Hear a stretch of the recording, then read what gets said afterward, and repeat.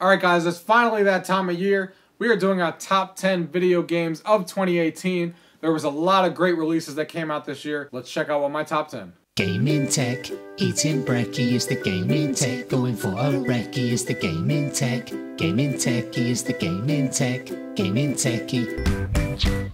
Alright guys, so here's the day we're finally doing our top 10 video games of 2018. This is one of my favorite videos to make because I get to look back and think of all the games that I played this year as somebody who has, you know, all these consoles here between all the retro stuff and all the new consoles and every single one of those and PC and stuff. It's always fun to look back and think of all the good games that came out this year. And let me tell you, there's a lot of good games that came out. So many good games actually that I actually have 4 honorable mentions because I didn't want to leave a mention off of it. They just missed my top 10, but I will have honorable mentions at the end of this list because of how good of a year this was.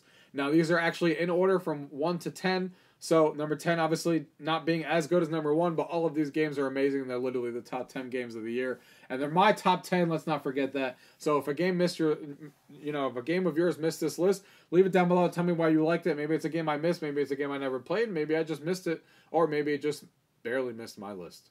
Anyways, let's get right into it, guys. At number 10, we have Hitman 2. Now, as a person who didn't really play Hitman 1, and I freshly went into Hitman 2, because I kept hearing the praise of how good Hitman was as a series in general with the first one, I decided to finally play the second one. I got it on PC, and this game is just so much fun to play. If you want an open sandbox game for you to be able to figure out different ways of killing somebody in any way you want, this is literally the game. This game, what makes this game even better is that since it's the second one, if you pay an extra fee, I think it's $15 or something like that, you get all the maps from the original in 2. So you basically, Hitman 2 has all the content from the first one in the second one if you pay for that upgrade fee to get all those maps that were in the first one. So you literally have, I believe, 12 maps, I think, that are all very varied from each other and they're very large and very different ways to get your Hitman out there. So obviously when the game starts, it tells you who you have to go out there and kill. And you can play it where you have different missions in the game, and it tells you exactly how to kill it. It will say, all right, this time you have to strangle them. And it will tell you exactly where the thing is that you need to go get. But you could just play it and completely turn all that stuff off, which is probably the way you should be playing it after you get your feet wet and you realize how the game works after playing it for a couple of hours. Turn all that stuff off, go into the game, and just you find the items. Go around, search for items around the map. Then when you get the items, figure out how you're going to attack and kill the killer that you're after. It makes it so much more rewarding. This game is great, guys. Graphics are outstanding on PC, of course. Obviously, it's on consoles as well. I had a lot of fun playing this game. There's so much content in this game. Not to mention, they also have the online mode that they added new for Hitman 2, where you're basically going 1v1. The other person's in a ghost mode, and you're trying to get 5 kills as fast as possible. When one person gets a kill, the other person has a certain amount of seconds to get that same kill because you're going after the same guy. If not, the other person gets the 1 point, and whoever gets the 5 points wins. So it's an interesting take on Hitman 2. It's very fast-paced, so it's very different than what you would do if you were playing the story mode of the maps and stuff like that. And let's not talk about all the content that they added with the contracts in the game as well, where you get new contracts every day to do and stuff like that in the map. So there's just so much to do in this game, guys. That's number 10, Hitman 2. At number 9 here, we have Monster Hunter World. I play this game on PC, also exists on console as well. Now, I'll be honest here. I never even played a Monster Hunter game for more than like an hour in any console before this at all. But everyone was talking about how much fun this game is, and I was like, you know what? This is the game I'm finally gonna give this game a shot. And I'm glad I did. This game introduced me to some experiences on PC. I got into the game. There's a lot of people in the main hub island already, and they were actually using their microphones, which was nice to see. And I had some great experiences with people going in there and showing me the ropes and showing me how to play Monster Hunter, getting the best gear. And obviously what the game is about is you're going after monsters, like big monsters. You start little and you get bigger and bigger monsters. And you go kill them, you get their items and what they drop and stuff like that. And you explore the world, you come back and you take them in. And then you obviously get better equipment, better gear and stuff like that. So you were to take on even tougher monsters. That's basically what the loop of Monster Hunter is. And the monsters are all obviously different and they fight you in different ways and stuff like that. And obviously there's co-op, which is a big thing about this game. You play with 3 other friends to do co-op and stuff like that. And this game is one of those online live as a service game, which is nice because they're always adding new monsters and new content to the game, new gear, new weapons to play within the game. And obviously they do the holiday parties, holiday themes as well.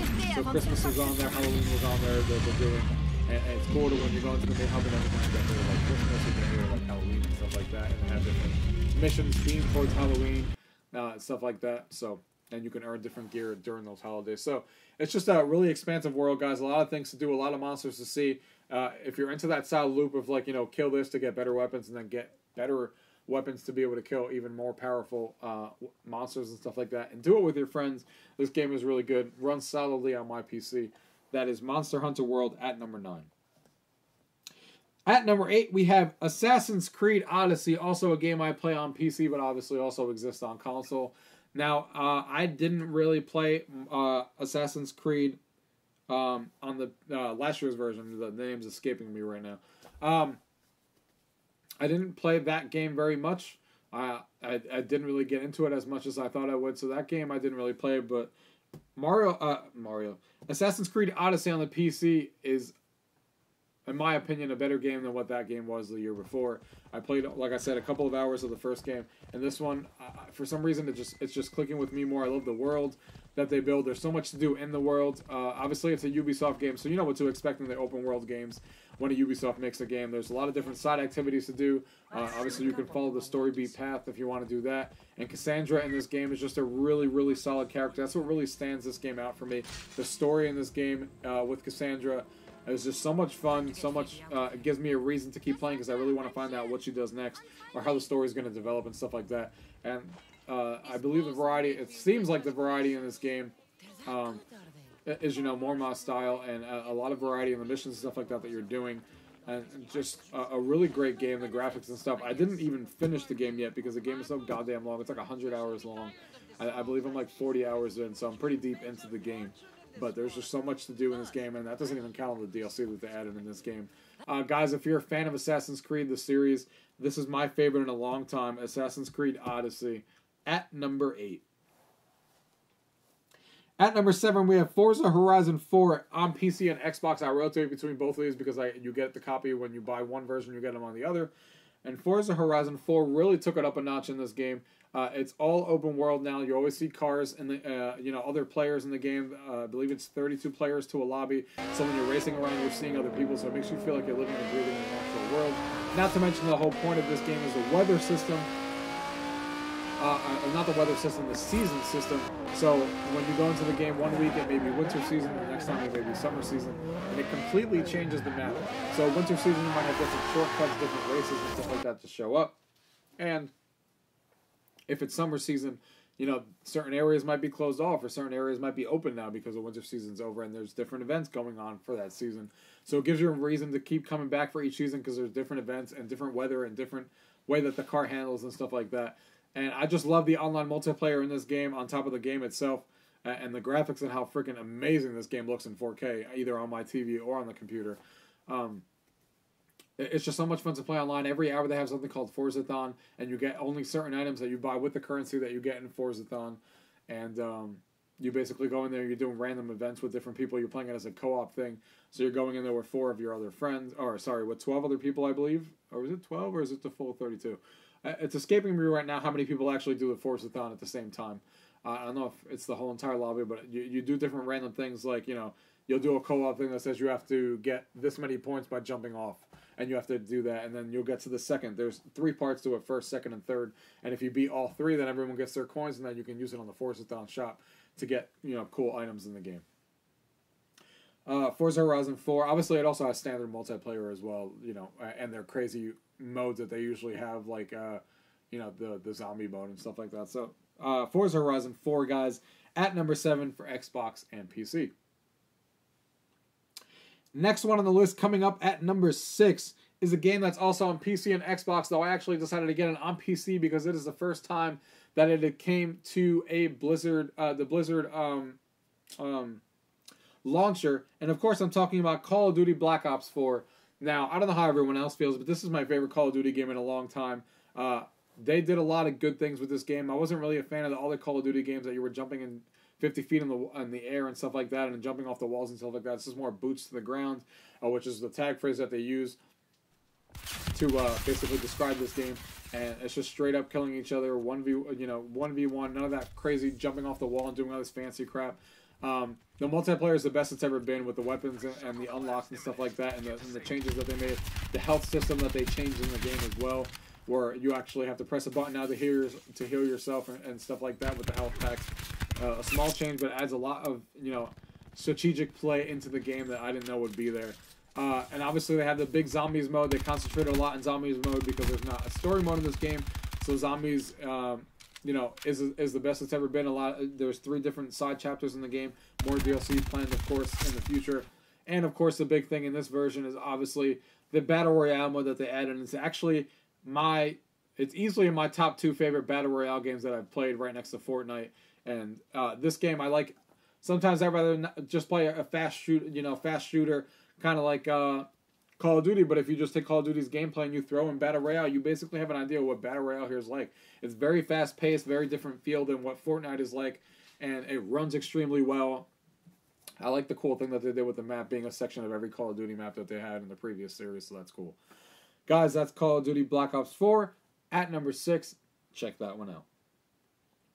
At number 5 here is a game that's also on PC and Xbox, and I have to say that I was pretty disappointed in the beginning how the game started off, but the game right now is the best I've ever seen this game be, with all the updates that they've done up to this point. And the last update that they did, they're straight up killing it now. And of course, I'm talking about Sea of Thieves. Me and my wife play this game constantly, and it is so much fun to be a pirate out there and go with your friends, and you walk into the game and you never know what kind of experience you're going to have in that session, because you don't know if things are going to go smoothly or if things are going to go badly, what you're going to see at sea, how many players you're going to run into, what AI you're going to run into. And the game now rewards you for what you do in the sea. The game is in such a good state right now. It is crazy. If you didn't like the game at first because you thought it was boring, there wasn't much to do, definitely revisit the game now. It's on Game Pass, of course, and definitely check this one out again, because there's so much content now to do, so much things to do in the game now, and so much variety in what can happen while you're going from and while you're sailing from point A to point B, between the skeletons attacking you and you get rewarding for it, the Megalodon now being so much better because of how, when it comes out and stuff like that, and the rewards you get from it, different versions of it as well, different tougher versions of it, different outposts that are randomly now at sea that you can stop at to get different cheaper weapons and stuff like that are randomly at sea.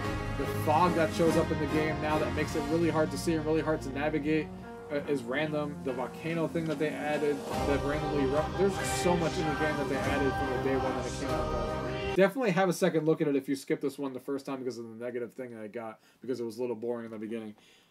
Because that game is great right now. And Sea of Thieves, number 5.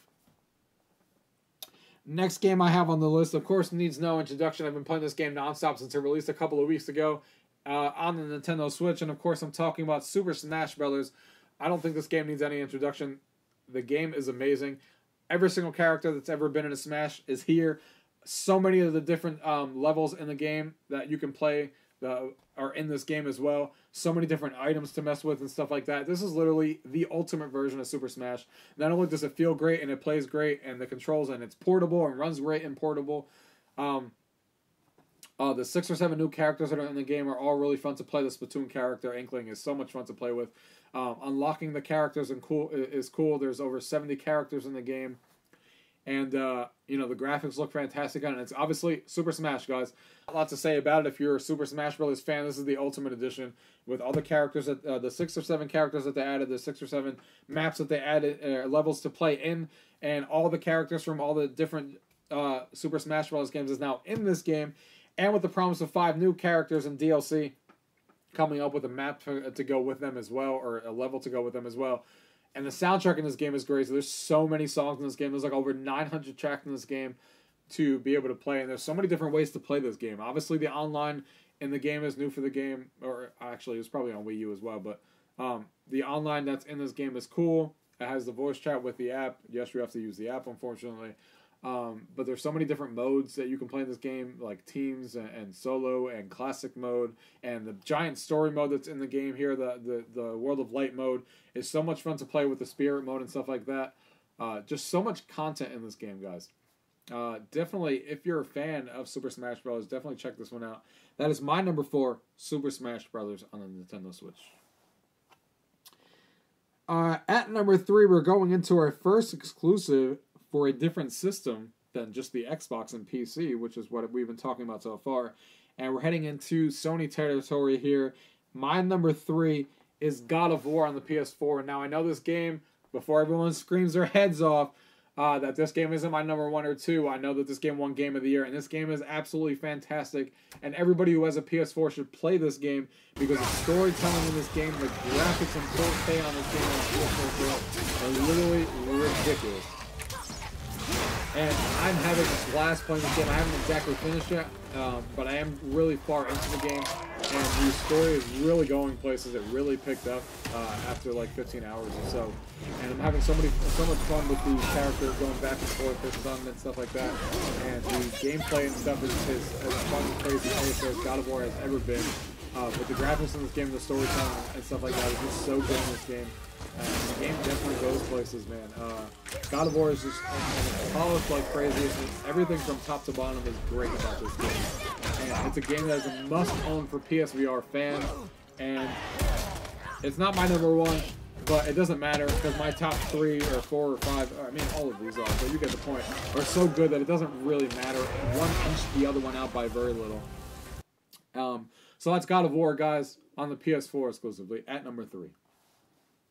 At number 2, we have another PS4 exclusive, and I'm sure you guys all know which one I'm talking about. That is Spider-Man on the PS4. This one just etched out God of War for me because I'm just a huge fan of Marvel, a huge fan of Spider-Man, and we haven't gotten a game like this in such a long time, and I haven't had so much fun just swinging around in a game and just moving around the environment and stuff like that. It feels so good. It's so much fun to actually do. Sometimes I just web around the whole city just for fun. And the graphics in this game, again, on the PS4 Pro are outstanding. The story, again, in this game is also outstanding. And I had so much fun playing this game. I did beat this game on the PS4 Pro, and I can't say enough good things about this game. This game needs more recognition. Another game that everybody on the PS4 definitely needs to have in their collection because it's just an outstanding game. The level design, the mission variety, the way that the missions are and stuff like that, and the way that the story is told, everything is just outstanding in this game. It's definitely one I recommend if you guys are Marvel fans, if you guys are Spider-Man fans. This is the best Spider-Man game I've ever played. Possibly the best Marvel game that's ever come out as well. And it's exclusively on the PS4. And it's my number 2, Spider-Man. Number 1, I'm sure you guys could probably guess what my number 1 is based on what game came out this year. And I don't think it's a surprise to anyone at this point. Red Dead Redemption on the Xbox One and the PS4. I'm playing this on the Xbox One X. And there's not much else for me to say about this game that hasn't already been said on how good this game is. And let me tell you, what makes this game so good, as other people have said, besides the story and the mission variety and stuff, is just how much fun it is from taking your horse from point A to point B and seeing what happens throughout there and seeing what the world does to you and seeing what characters come up to you and ask for help, seeing what crazy stuff happens between there. And going back to camp and interacting with other people at your camp, making it seem like you're a part of your camp and all the characters in there, and really feel like you have a bond with them and all the crazy things and the little details in this game is literally insane. Sometimes you go into a house for 5 minutes for a mission and you never go back to that house again, but they're literally intricate details for every part of that section of that house that you wouldn't get in other games. The detail in this game is literally insane, between the horses that you get and how detailed the horses are. It's just crazy. Like, they even have different songs that they come up with now in camp that they're randomly might be singing. The conversations that you have with people at camp, even the conversations you have when you decide to play with somebody at camp when you're playing dominoes or something like that in this game with them, and you go back to them like an hour later and you go, hey, what's up? And they're like, I can't believe you beat me at dominoes. And dude, that was 2 hours ago. You still remember when we played dominoes? Like, it's crazy the details and stuff that they go through in this game, and that doesn't even get into the fact of the game's like 60 hours long story mode. The game would be on my number 1 list regardless. But then you talk about the online that rolled out a couple of weeks ago. It's in its fresh stage, so it isn't beta, so we don't know how it's going to turn out. But it's at a good starting point as far as what they laid out. Obviously, the whole entire map is free, open for your friends to explore. And, you know, there's just so much to explore there, guys. with Red Dead Online, they have, the deathmatch, the team deathmatch, and all that kind of stuff. And obviously exploring the open world. They have an actual story mode that's going into the online as well with the missions. And I can't wait to see what they add next into this game. One of the cool things that they just added for a Christmas update actually is if you go into the saloons and stuff now, the guy at the piano is actually going to be sitting there playing Christmas songs. So it's little touches like that that really elevate the experience in Red Dead Redemption. And they're still doing it with the online. So I'm hopeful that the online keeps adding more and more content because I'm having a blast online. But I hope that they keep continuing to add. I'd like to see some gambling in there with poker and stuff like that, playing poker with your friends, more mission variety online, and more modes to play. Just keep expanding what you have because the world is fantastic. So I hope they, continuing to expand that. Guys, Red Dead Redemption 2, at my number 1, is my game of the year. I'm having so much fun playing it, and the graphics in 4K on the Xbox One X are literally amazing. That is my top 10, guys, but I did tell you that I was going to have 4 honorable mentions at the end that we're just going to say really quickly.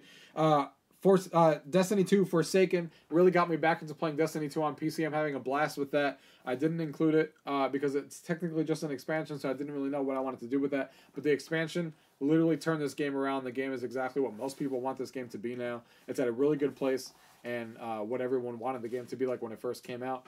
And I'm having a ton of fun with it. Game mode is freaking awesome. And that's Destiny 2.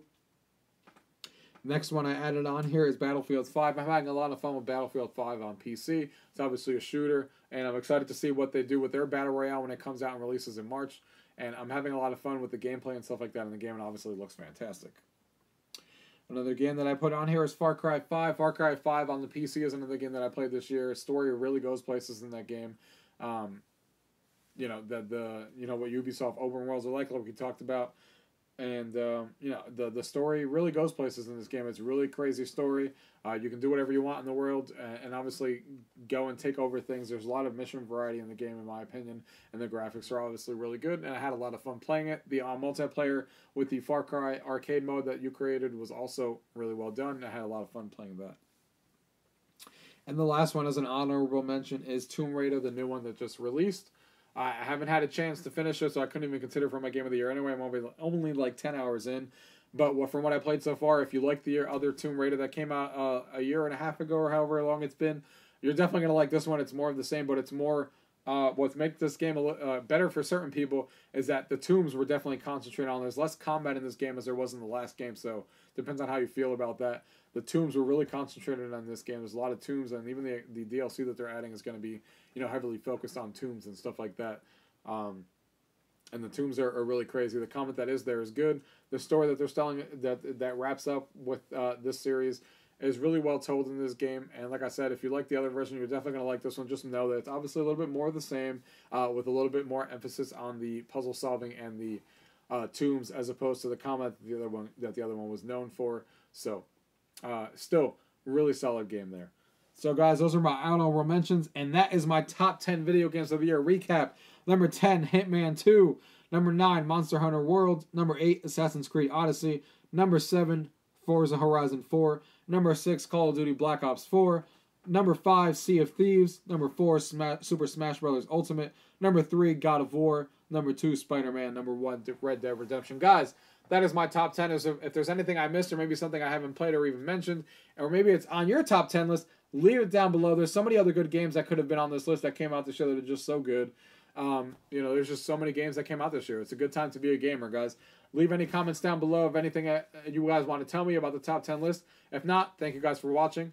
Till next time. Tech, UrGamingTechie is the gaming tech. UrGamingTechie, gaming tech.